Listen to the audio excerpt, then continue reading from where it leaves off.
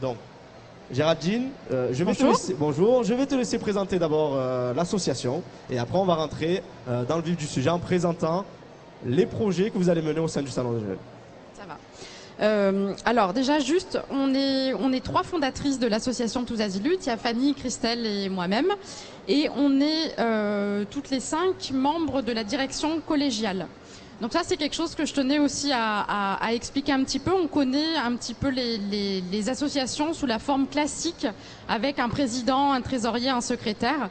Nous, on a choisi à Tous Aziluts de fonctionner de manière différente, c'est-à-dire qu'on est 7 personnes en tout, membres de la direction collégiale. C'est-à-dire que tout le monde fait fonction de président, fait fonction de secrétaire, et là évidemment la trésorerie c'est un petit peu spécial, donc voilà, il y a quelqu'un qui se charge de la trésorerie, mais on est tous habilités, tous les 7, à représenter l'association quand on va rencontrer des institutions, des partenaires et tout ça.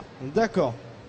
Parlez-nous un peu plus de l'association, donc en quoi consiste-t-elle? Fanny, est-ce que tu peux prendre la parole? Alors, l'association, en gros, ça serait... on est dans le soutien des luttes sociales, la promotion des luttes sociales, donc par le biais de la musique, de la culture.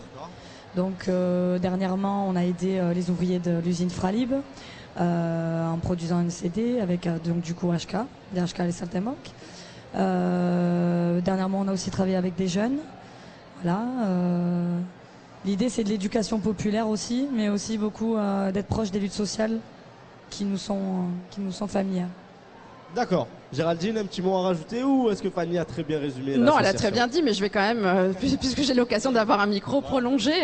Non, en fait, Tous Aziluts, c'est vraiment né du constat que le monde dans lequel on vit, il tourne pas vraiment en rond, à notre goût, à notre sens.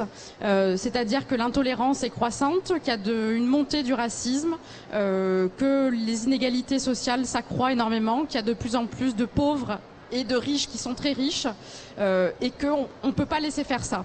Voilà. Et qu'il faut être acteur du monde dans lequel on vit. Mais, donc, le premier constat, c'est que le monde dans lequel on vit, il va pas. Le deuxième constat, c'est qu'on ne peut pas laisser faire et qu'il faut s'engager.